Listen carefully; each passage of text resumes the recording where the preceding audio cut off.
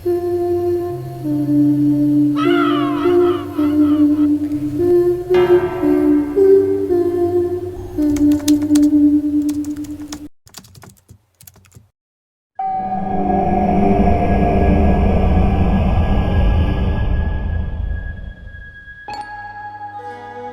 bata pa ako at marahil tulad ng karamihan sa mga nakikinig ngayon na kaedaran ko, matatandaan po nating napakasaya at nakaka-enjoy ang panahon noon.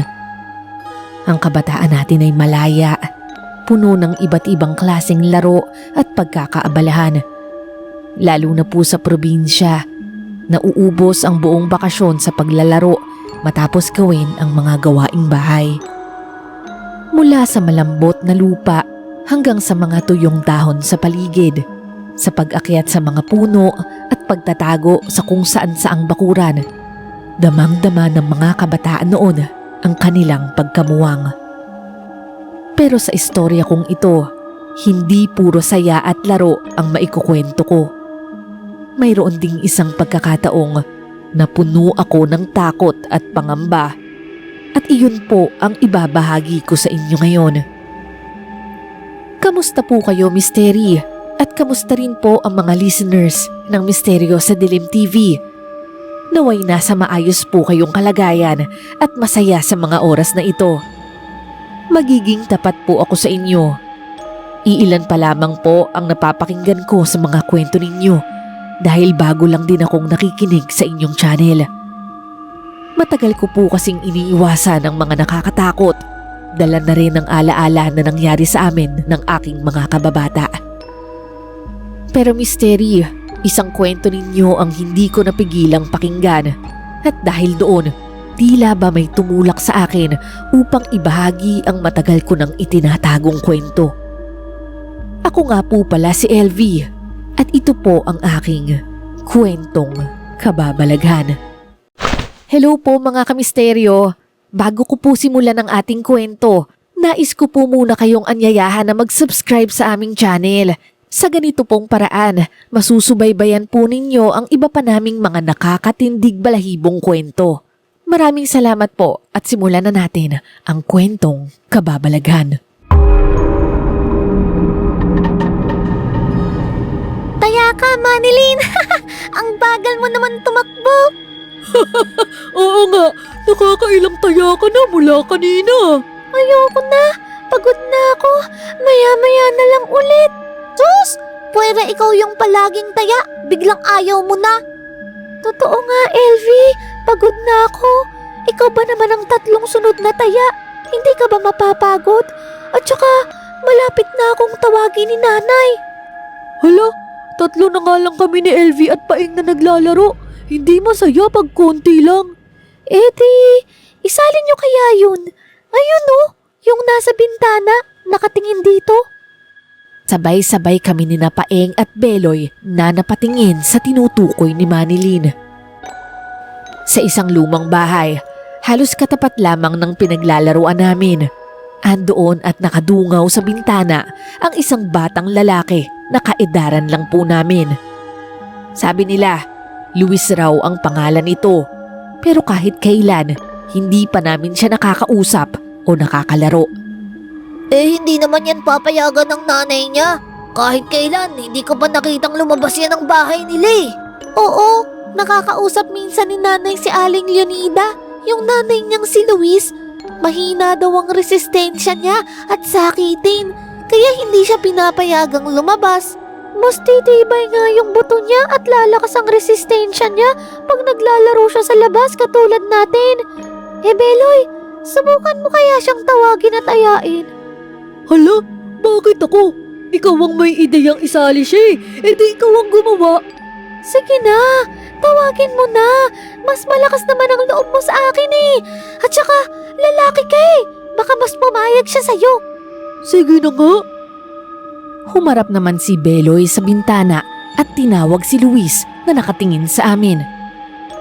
Luis, tara na, sali ka sa amin. Kulang kami ng isa eh.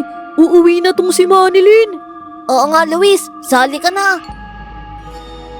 Pero Mystery, halatang nagulat si Luis sa pagyaya namin sa kanya. bigla na lamang itong umalis palayo sa bintana at hindi na muling dumungaw pa. Sabi ko sa inyo hindi naman papayag yan. Bakit kaya parang natakot siya sa atin? Mukha atang aswang tong si Beloy Aba, naku kapainga. Baka kamo, sa'yo siya natakot dahil kamukha mo yung zombie sa kanta ni Michael Jackson. At nagtawanan na lang kami sa biruan ng dalawa. Pero dahil magtatanghalian na noon, nagpasya na rin kaming umuwi sa kanya-kanya naming tahanan. Nay, ano bang trabaho ni Aling Leonida?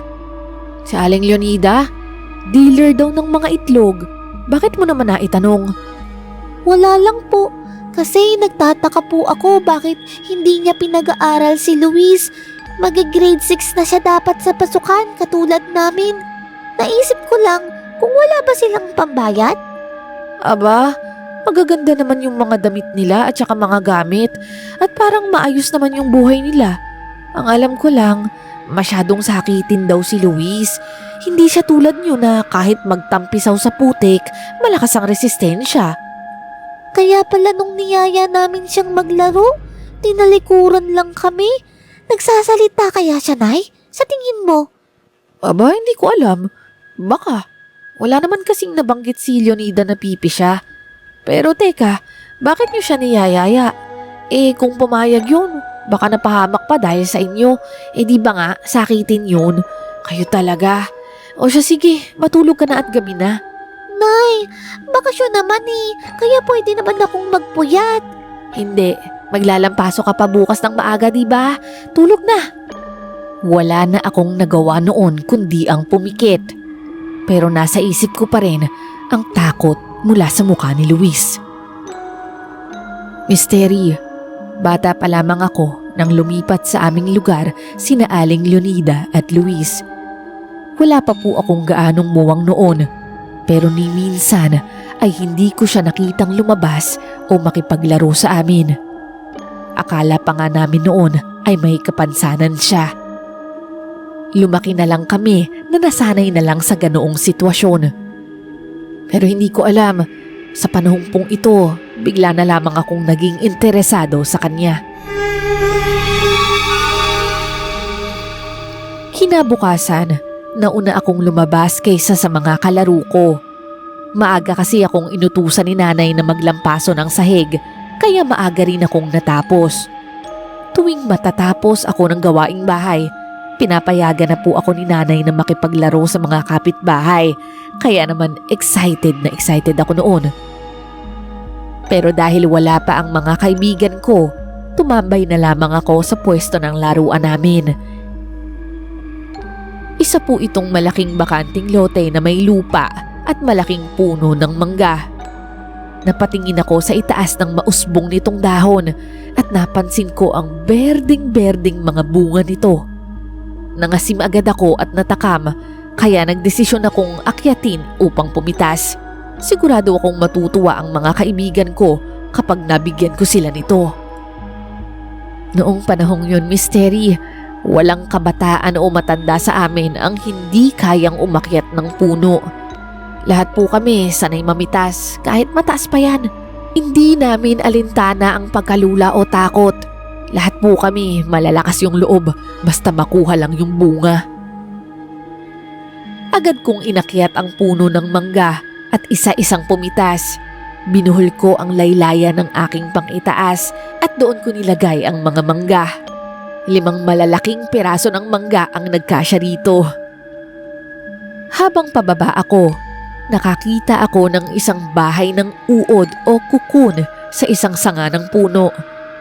Gumapang ako sa sangang yun at tinitingnan ang kukun na tila napupuluputan ng makapal na sapot. Kukunin ko sana ito nang bigla akong makarinig ng boses. Huwag mo yang pakailaman. Mapuputol yung proseso nila kapag kinuha mo siya. Anong proseso? Di mauudlot yung pagiging paru-paro niya. Hindi ba nag-aral ka? Dapat alam mo yun. Nagulat ako sa biglang pagkakausap sa akin ni Luis. Siya po yung batang niyayaya namin nung isang araw. Ang puno kasi na inakyat ko, Misteri, ay halos tapat ng bintana sa itaas ng bahay ni na Luis. Kaya naman, para lang kaming magkalibel ng tinatayuan noon. Para naman akong napahiya sa sinabi niya, Misteri. Umayos ako ng upo sa sanga at inayos pa ang pagkakapusod ng aking buhok. At sumagot ako sa kanya na may pagpapanggap na kumpiyansa. Alam ko yun, syempre. Sinusubukan lang kita. Teka, himala. Mabuti naman at namansin ka ngayon. Hindi ba't tinalikuran mo kami nung niyaya ka namin? Oh, pasensya na. Kabilin-bilinan kasi ni nanay na wag daw akong makikipag-usap kahit kanino at wag daw akong lalabas. Pero kung pinagbabawalan ka, bakit kinakausap mo ako ngayon? Kinakausap kita ngayon dahil kailangan kitang pigilan sa gagawin mo. At saka ano? At saka mukha ka namang mapagkakatiwalaan eh. Ganon? So yung iba, hindi mukhang katiwa-tiwala? Basta, yun ang bilin sa akin ni nanay. Dahil ang mga tao daw ay hindi mapagkakatiwalaan. Marami daw masasamang tao. Akala ko ba sakitin ka kaya hindi ka pinapayagan ng nanay mong lumabas? Matagal na akong di nagkakasakit. Nang mga oras na yon ay nakakunot ang noo ni Luis at para bang nagtataka. Magtatanong pa sana ako ulit pero narinig ko mula sa ibaba na tinatawag na ako ng aking mga kalaro. Excited na sana akong ipakita sa kanila na kausap ko si Luis. Nang pagbalik ko ng tingin sa bintana ay nagulat ako na wala na siya roon. Mukhang nagtago ulit nang marinig ang boses ng mga kaibigan ko. LB, sino yung kausap mo? Si Luis Paeng. Hindi mo ba nakita? Si Luis? Nagsasalita pala yun? Hindi naman namin siya nakita. Oo nga, hindi ko rin siya napansin eh. Anong pinag-usapan niyo, LV? Tinanong ko kung bakit umalis siya nung niyayaya natin siyang maglaro. Sabi niya, pagagalitan daw siya ng mama niya. Bawal daw siyang lumabas. Delikado raw yung mga tao. Delikadong mga tao? Mababait naman tayo ah. Wala ngang gulo dito sa lugar natin eh. Oo nga. At saka, hindi ba ang sabi ng nanay niya, kaya siya hindi makalabas kasi sakitin siya? Ewan ko ba? Yun lang din ang sagot niya sa akin eh. Nagtaka nga rin ako. At saka sabi niya, matagal na daw siyang hindi nagkakasakit. Ewan ko ba? Pero alam niyo, mukha namang mabait siya. Talaga? Gusto ko rin siyang makilala. Siguro, crush mo siya, no? Pwera ba gustong makilala? Crush na agad. Crush ni Manilyn si Luis. Crush ni Manilyn si Luis. Hindi nga sinabi eh. Huwag nga kayong mga sardyan. Halika nga kayo nang makatikim kayo sa akin. Naghabulan na nga ang mga kaibigan ko at ako naman ay naiwan, nag-iisip. Bahagya po akong naawa noon kay Luis dahil sa nalaman ko. Napatingin ako sa manok sa bakura ng kapitbahay para bang naihalin tulad ko siya rito. Nakakulong, hindi makalabas, hindi malaya. Nung sumunod na araw, hapon noon at kakatapos ko lamang magmerienda, lumabas akong dala ang aking yoyo. Napadaan muli ako sa tapat ng bahay ni na Luis. Agad niya akong nakita. Sumigaw naman ako para tawagin siya. Luis! Luis! Pero Misteri, hindi po siya sumagot. Sa halip, umiling siya at sumenyas na huwag daw akong maingay. Dahil sa kagustuhan kong makausap siya, umakyat muli ako sa puno at huminto malapit sa bintana nila. Luis, bakit ayaw mong sumagot? Pati ba pakikipag-usap? Bawal sa'yo? Oo, papagalitan ako ng mama ko kapag nalaman niyang nakikipag-usap ako. Grabe naman. Di, lagi ka lang mag-isa at walang kausap dyan pag wala siya. Oo, parang ganun na nga. Nakita ko ang lungkot sa mga mata niya. Kaya naman nagbiro ako para kahit papaano ay maiba ang nararamdaman niya. edi laging panis ang laway mo. Hindi lagi akong nagsisipilyo at saka lagi ko namang kausap si mama Lagi niya akong tinuturuan. Parang siya na rin yung teacher mo kahit hindi ka nag-aaral. Oo, ganun na nga. Teka, ano yung hawak mo? Ito yung yoyo na bigay sa akin ng pinsan ko. Yoyo? Para saan yan? Yoyo? Hindi mo alam? Taga-Mars ka ba? Nakita mo namang nandito ako sa Earth Hindi pwedeng mabuhay ang mga tao sa Mars. Hala, piloso po naman to. Siyempre, biro ko lang yun. Pero seryoso? Hindi mo alam tong yoyo? Hindi ka pa binibila ng laruan ng mama mo? Hindi. Puro libro lang yung meron ako. Ganun ba? Teka, panoorin mo tong gagawin ko. Pinakita ko kay Luis kung paano ginagamit o nilalaro ang yoyo. Tuwang-tuwa naman siya at para bang bilib na bilib sa ginagawa ko. At dahil parang naawa po ako sa kanya, Misteri, naisipan kong ipahiram ito sa kanya. Heto laruin mo muna. Sa'yo muna yan. Ibalik mo na lang sa susunod na araw. Talaga? Pwede kong gamitin to? Kaya nga pinapahiram Basta ingatan mo lang ha. Kasi bigay lang din sa akin yan Ngayon lang ako makakalaro ng ganito. Salamat Magmula noon, Misteri, madalas kaming mag-usap ni Luis. Iba't ibang laruan na rin ang mga napahiram ko sa kanya. At lahat ng yun, wala po siyang ideya kung ano. Napahiram ko na siya ng holin, goma, tirador, text at iba pang mga laruan namin. Bukod ron, nabanggit ko rin sa kanya ang mga larong luksong baka, luksong tinik, Chinese garter, tagu-taguan, langit lupa, patintero at marami pang larong ginagawa namin. Habang nagkukwento po ako, banaag ko ang kislap sa mga mata niya. Para bang gustong-gusto niyang sumali sa laro namin at maranasan ang mga ito. Kaso hindi niya magawa. Nagulat na lang kami isang araw, Misteri. Habang nagkukumpulan kaming magkakaibigan, biglang may lumapit na hindi namin inaasahan. Pwede ba akong sumali sa inyo? Luis, paano ka nakalabas? Pinayagan ka na bang lumabas ng mama mo? Hindi. Ang totoo niyan, tumakas lang ako. Umalis kasi siya Mamaya pa siya makakauwi. Hindi ka ba niya papagalitan kapag nalaman niyang tumakas ka? Siyempre, papagalitan. Kaya huwag niyo akong isumbong Uuwi ako bago pa siya dumating. Ayos! O sige, halika na. Maglaro na tayo. Ako nga pala si Beloy at itong kasama ko, si Paeng at si Manilyn. Kinagagala kitang makilala, Luis. Matagal na kitang gustong makilala Tara, laro na tayo. At naglaro na nga kami, Misteri. Mabilis namang natutunan ni Luis ang mga laro namin at kitang-kita sa kanya na nag-enjoy talaga siya. Kami man po ay natuwa rin dahil nagkaroon kami ng bagong kaibigan. Kaya naman tuwing umaalis ang mama niya, tumatakas siya para makipaglaro sa amin. Hindi man araw-araw yun, pero 1 hanggang 2 beses sa isang linggo, nakakasama namin siya at masaya kaming naglalaro. Isang hapon, naisipan naming mamulot ng shells o mga maliliit na kabibe sa isang parte sa lugar namin na puro lupa.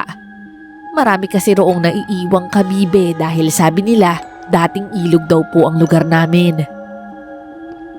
Namumulot kami, nagpapagandahan at nagpapalakihan ng mga nakukuhang shells, tapos ginagawa naming kwintas o pandisenyo sa gamit.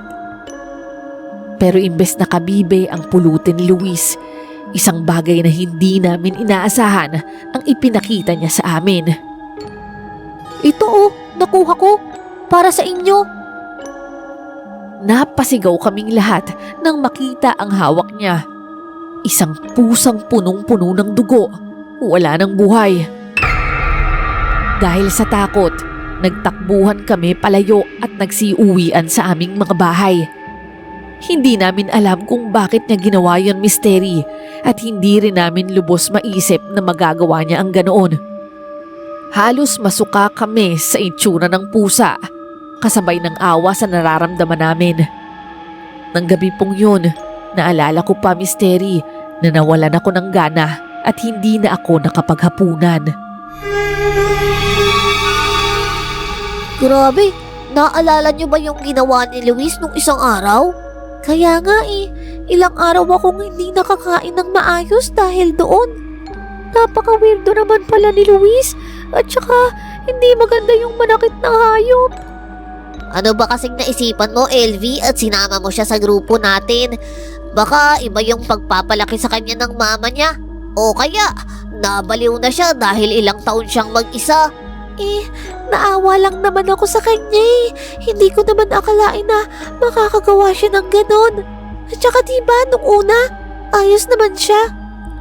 Oo nga, akala ko mabait siya katulad lang din natin. Pero hindi pala. Basta iwasan na lang natin siya. Oo nga, natatakot ako sa kanya, LV. At mula nga noon, Mystery, tuwing tataka si Luis at lalapit siya sa amin, nilalayuan namin siya. Hindi kasi namin talaga makalimutan ang ginawa niya sa pusa. Pero isang beses, naunang lumayo sina Beloy at ako naman ang nahuli. Kaya't nasundan at tinawag ako ni Luis habang naglalakad ako. Sandali lang, LV. Pansinin mo naman ako. Ano bang nagawa ko at iniiwasan niyo ako? Hindi mo alam ang ginawa mo, Luis. Pinatay mo yung pusa. Bakit? Masama ba yun? Kaya ako naman ginawa yun para bigay sa inyo Huwag mong sabihin hindi mo alam na masama yun. Ano ka ba, Luis? Hindi normal ang manakit ng hayop. Pero diba, ganon din naman ang ginagawa sa baboy, manok at baka. Ano naman ang kaibahan ng ginawa ko? Hindi ako agad nakasagot. Hindi ko alam kung paano ipapaliwanag ang kamali ang ginawa niya, lalo na't halatang wala po siyang ideya na mali yun. Pero sige, kung para sa inyo, mali ang ginawa ko. Patawad, hindi na mauulit. Pero sana, pansinin niyo ulit ako. Ngayon lang ako nagkaroon ng kaibigan Pero galit sa'yo yung mga kaibigan ko, Luis. Pasensya ka na talaga. Hindi ko sila pwedeng pilitin na patawarin ka. Pero ikaw, mapapatawad mo ba ako? Napatitig ako sa kaawa-awang mukha niya. Doon ko lang po napansin na payat siya at parang may mga pasa at sugat pa sa pulso at binti. Hindi ko mapigilang mahabag sa kanya ng lubos. Pag-uwi ko sa bahay, agad kong ikinuwento ang lahat kay nanay. Mula sa pakikipagkilala namin kay Luis hanggang sa pagtakas niya, sa pusa at sa mga sugat niya. Opo, Nay. May mga sugat at pasa po siya sa braso at binti. Ganun ba? Naku, ayokong mag-isip ng masama sa kapitbahay nating si Leonida. Pero hindi kaya sinasaktan niya yung anak niya? Baka ginagapos sa kamay at paa tapos kinukulong. Nay, yun din nga po yung naisip ko Nakakaawa naman si Luis. Kaya siguro nag-iba yung ugali niya dahil doon. Kaya nga, baka hindi niya alam ang tama at mali dahil sa tagal niyang hindi lumalabas. Pero anak, mag-iingat ka pa rin ha. Lalo na't may ganun palang ugali si Luis. Hindi natin alam kung ano yung kaya niyang gawin. Huwag ka na lang makikipag-usap sa kanya na mag-isa ka lang ha. Dapat lagi mong kasama yung mga kaibigan mo. Natahimik naman ako noon dahil naalala kong galit na galit sa kanya ang lahat ng mga kaibigan ko. Nang gabing yun, kasalukuyan kaming kumakain nang biglang may kumatok sa aming pintuan. Nak, ikaw na muna yung magbukas ng pinto. Mamantika kasi yung kamay ko dahil nagkakamay ako. Sige po, Nay. Ako na po. Pagbukas ko ng pinto, nagulat ako sa bumungad sa akin. Hawak niya ang mga laruan kong ipinahiram kay Luis. Kayo po pala, Aling Leonida. Magandang gabi sa'yo, Ining. Ano nga ulit ang pangalan mo? LV po. O ikaw pala yan, Leonida. Kain ka na. Hindi na. Kakakain ko lang ng hapunan. Salamat na lang. Ibabalik ko lang itong hiniram ng anak ko kay LV. Nakakahiya ang tagal na sa bahay namin. LV, sabi ng anak ko, sa'yo raw itong mga laruan. Ito binabalik ko na. Okay lang naman po. Ang totoo po niyan, binibigay ko na po sa kanya yan para may laruan po siya. Ganun ba? Nabalitaan ko rin na nakakasama niyo raw siyang maglaro. Opo, Aling Leonida. Pasensya na po kayo. Alam ko pong hindi niyo po siya pinapayagan. Oo nga. Pasensya ka na, Leonida, ha. Makukulit kasi itong mga bata, sabik sa laro. Ang sabi ko nga, dapat magpaalam muna bago yayain si Luis. Wala naman kayong kasalanan roon. Ang totoo niyan, nag-aalala lang talaga ako sa anak ko. Kaya ayaw kong palabasin si Luis dahil bukod sa sakitin siya, hindi rin siya marunong makisalamuha sa ibang tao kahit sa mga kaedaran niya. At matindi kasi siyang magalit. Kapag hindi niya nakukuha ang gusto niya, hindi siya titigil hanggat hindi niya yun nakukuha. Ay, ganun ba? Sige, tatandaan namin yung sinabi mo. Pasensya na ulit, ha. LV, may nasabi ba o may ginawa bang kakaibang anak ko? Nagulat ako sa tanong na yon ng nanay ni Luis. Bigla kong naalala ang ginawa niya sa pusa. Pero may kung anong pumigil sa akin na isumbong yon kay Aling Leonida. Wala naman po. Wala naman pong ginagawang masama si Luis. Ganoon ba? Ako, mabuti naman kung ganoon. Sige ha, mauna na ako.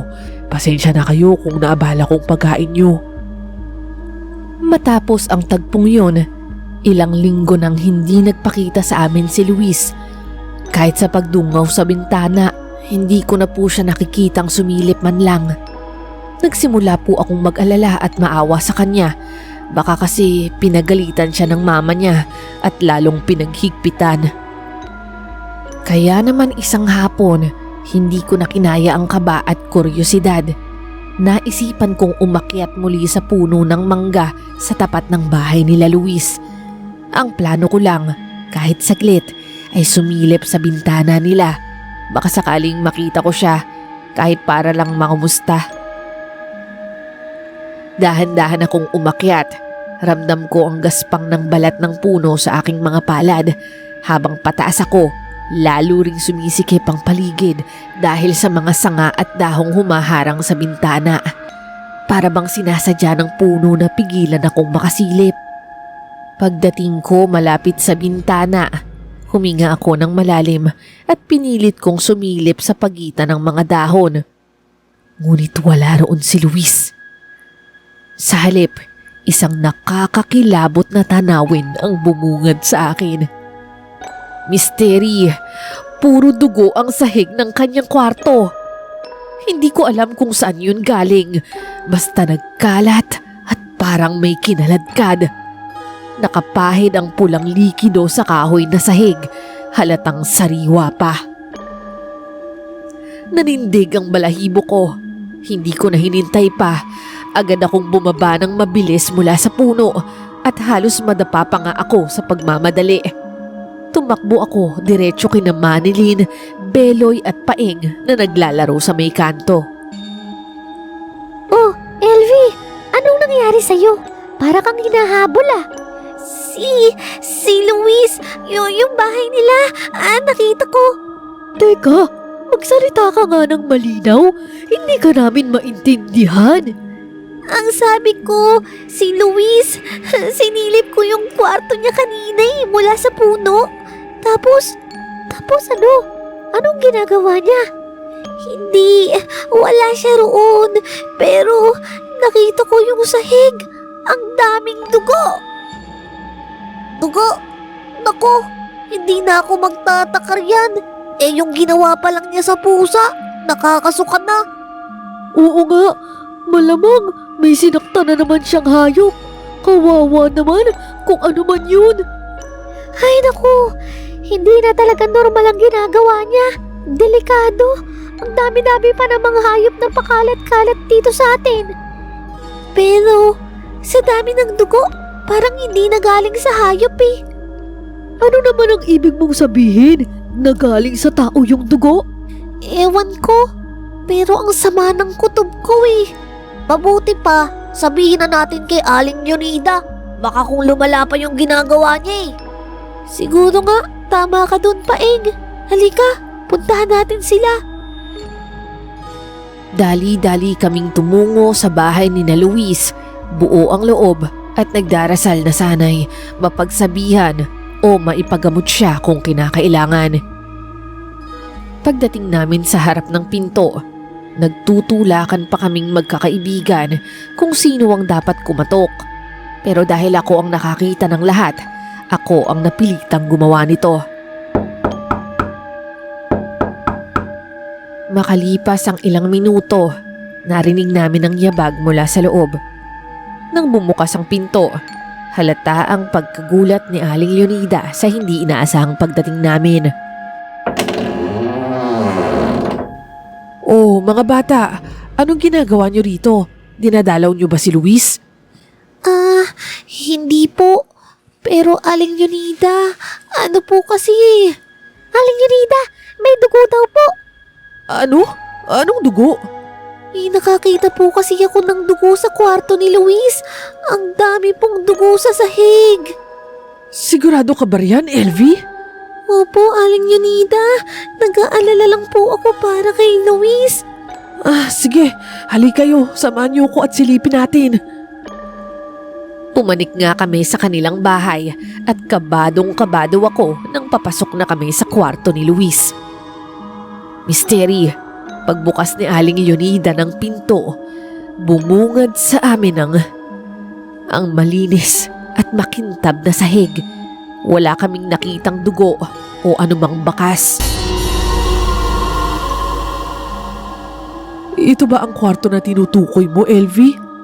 Opo, Aling Yunida. Pero paano nangyari to? Elvie, wala namang dugo ah. Sigurado ka ba sa nakita mo? Oo, kanina lang. Puno ito ng dugo. Pangako, nakita ko po talaga. Baka namalikmata ka lang, Iha. Ay, bata ka. Kinabahan tuloy ako sa'yo. Akala ko kung ano na naman ang ginawa nitong anak ko. Pasensya na po kayo, Aling Yunida. Baka nga po, namalikmata lang ako. Sige po, aalis na po kami. Elby, anong ginagawa niyo rito? Mama, bakit sila nandito? Wala naman anak. Kinakamusta ka lang nila. Gusto mo bang makipaglaro sa kanila dito sa bahay? Ayoko. Elby, umalis na kayo dito. Huwag kayong babalik. Nagulat kami sa mga sinabi ni Luis. Galit na galit siya sa amin. Ako naman po ay napahiya at napayuko na lamang. Wala na akong nasabi pa noon. Pagbaba namin, muli akong lumingon at nakita kong nakatitig sa amin si Luis mula sa hagdan. Matalim ang kanyang mga mata. Paglabas namin ay dumiretso kami sa maliit na sari-sari store ng pamilya ni Manilyn. Nakahiwalay ito sa bahay nila, ngunit hindi naman po kalayuan ang kanilang bahay. Nagsasalitan sila ng kanilang pamilya sa pagbabantay rito. Mabuti naman at umuwi ka na, Manilyn. Ikaw na muna ang magbantay rito. Magluluto ako ng hapunan natin. Tatawagin na lang kita pag luto na, ha? Sige po, Nay. Pero mauna na po kayong kumain. Hindi pa naman po ako gutom. Pwede po bang dito muna sila, Elvie? Sasamahan po nila akong magbantay ng tindahan. Sige. Basta huwag kayong kukupit ng chichirya, ha? Bilang ko yan. Pero sige, kumuha kayo ng 1 litro ng soft drinks. Inyo na yon. Yay! Salamat po, Nay! Pasado 9:00 na ng gabi. Tinawag na si Paeng kaya umuwi na siya. Kami naman ni Beloy ay nanghingi pa ng oras dahil hindi pa naman kami gutom. Hindi rin ganoon kahigpit ang mga magulang namin noon dahil magkatabi lang naman ang mga bahay at bakasyon naman. Habang nagkukwentuhan kami, napansin kong may isang taong sumilip sa maliit na butas sa harap ng tindahan nila Manilyn. Manilyn, may bibili ata. Tumayo naman si Manilyn pero napahinto siya at biglang napasigaw. Sabay kami ni Beloy na napatingin at nagulat din kami nang makita na ang mukha ng taong nakasilip. Pulang-pula ang mga mata nito, Misteri, at titig na titig sa amin.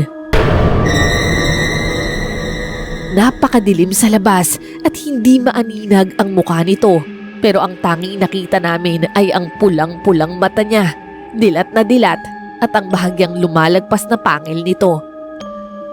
Napasigaw kami sa sobrang takot at nagsumiksik kami sa isa't isa. Hindi namin alam ang gagawin. Maya-maya, bigla itong nawala. Kaya naman, natahimik kami at nakiramdam. Ano yun? Multo ba yun? Hindi ganoon ang multo, Beloy. Pero parang kakaibang nilalang yun. Aswang! Aswang yun! Hindi kaya si Luis yun? Ano? Paano mo naman naisip yun?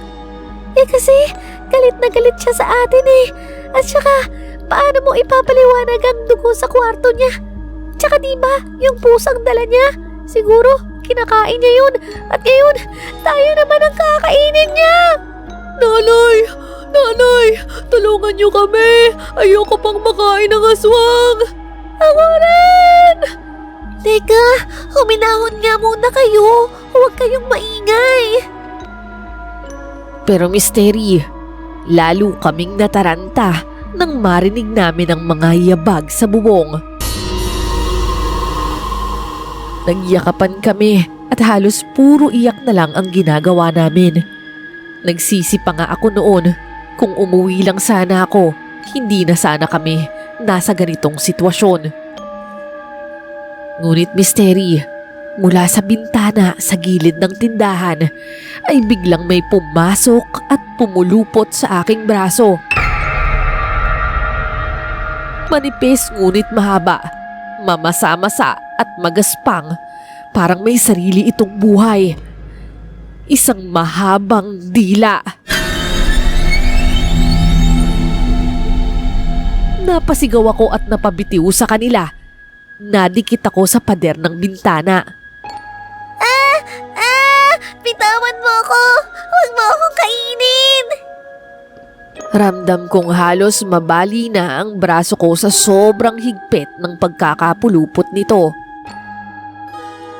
Luis! Tigilan mo na kami! Pakawalan mo na si Elvie! Pero Misteri, lalo pang humigpit ang pagkakapulupot ng dila sa akin. Naiiyak na ako, ngunit hindi na makasigaw. Nararamdaman ko nang nanghihina ako. Hawak naman ako ni Manilyn at Beloy, pero halos matumba na rin sila. Hindi ko na kaya.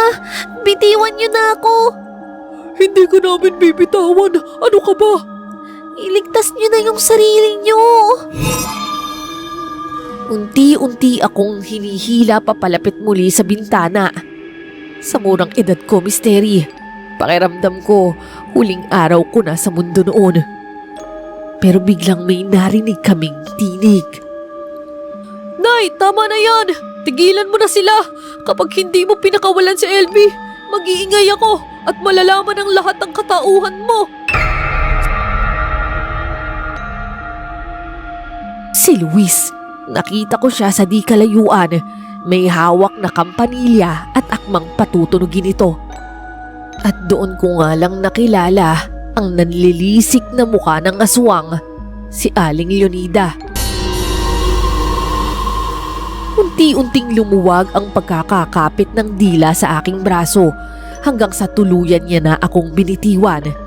Ngunit bago pa kami makahinga ng maluwag, mabilis siyang lumundag at inatake si Luis. Wala ka ng silbi sa akin! Sa isang iglap, duguan na si Luis.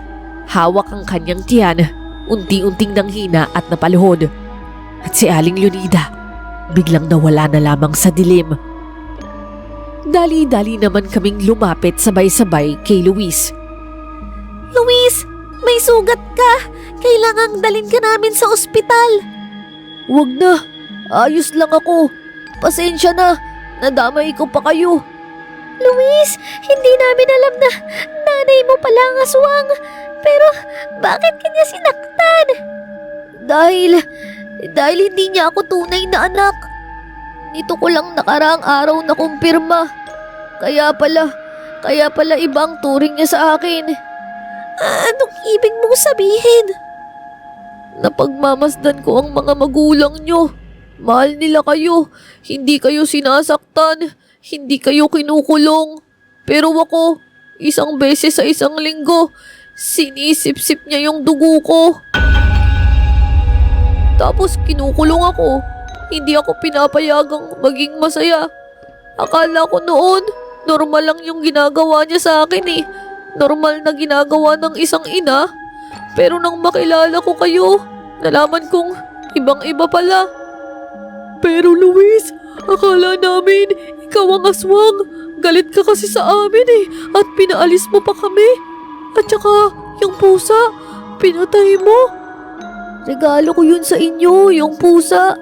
Ginawa ko yun kasi yun ang pinapagawa sa akin ni nanay. Ang buong akala ko, ikinasisiya yun ng lahat. Yung pala, hindi. Akala ko, lahat ng tao kumakain noon eh. Hindi ko alam na kakaiba lang palang nanay ko. Kaya pala lahat ng bagay tungkol sa amin, gusto niyang ilihim ko. Ngayon, naiintindihan na namin. Pero wala kang kasalanan, Luis. Biktima ka lang. Pero teka, dadalhin ka namin sa ospital. Beloy, Manilyn, humingi kayo ng tulong. Hindi na kailangan, Elvie. Masaya na ako kasi sa wakas, makakalaya na ako.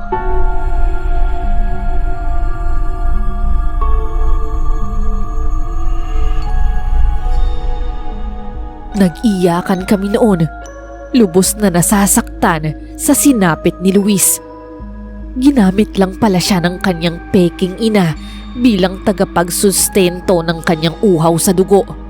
Hindi man lang siya nakaranas ng totoong pagmamahal. Lumipas ang 2 buwan, unti-unti na naming nakakalimutan ang takot. Hindi na rin muling nagpakita si Aling Leonida at iniwan na ang kanilang bahay. At ng 1 linggo, nagpasya kami na magsimba ng sabay-sabay ng mga kaibigan ko. Hanggang ngayon, nagpapasalamat pa rin ako sa Diyos na niligtas niya ako. Binigyan niya ng mabuting puso si Luis. Kahit na lumaki siya sa marahas na buhay, mabuti pa rin siya. Oo nga, ang hirap ng pinagdaanan niya, pero nagawa pa rin niyang gumawa ng mabuti. Swerte tayo na nakilala natin siya. Tama, at swerte tayo na itinuring niya tayong kaibigan. Oo, pero Paing, mas maswerte ka kasi hindi mo nasaksihan yung nakita namin. Oo nga, pero kahit ganoon, nagpapasalamat pa rin ako kay Luis kasi niligtas niya yung mga kaibigan ko. Oh, ako na naman bang pinag-uusapan niyo? Napalingon kami. Nandoon si Luis, naglalakad na ng maayos. Opo, Misteri. Nakaligtas si Luis ng gabing yun. Mabuti na lamang at himalang walang natamaan sa kanyang mga laman loob. Kinupkup siya ng parokya sa aming lugar kahit hindi agad naniwala ang ilang matatanda sa kwento namin. Nang malaman po kasi nilang hindi bumalik si Aling Leonida, malugod nilang pinatira si Luis sa simbahan. Mula po noon ay naging normal na ang kanyang buhay. Malaya na siya mula sa pagkakakulong at kasamaan ng inaakala niyang ina. Hanggang ngayon, hindi pa rin namin alam kung sino ang tunay niyang mga magulang o bakit siya napunta kay Aling Leonida. Ngunit hindi na po mahalaga yon. Ang importante raw kay Luis ay ligtas na siya at malaya. Hanggang dito na lamang po, Misteri, ang aking kwento. Dahil lumipat na ako sa Maynila, gusto kong marinig ni Luis ang kanyang kwento dito sa inyong channel.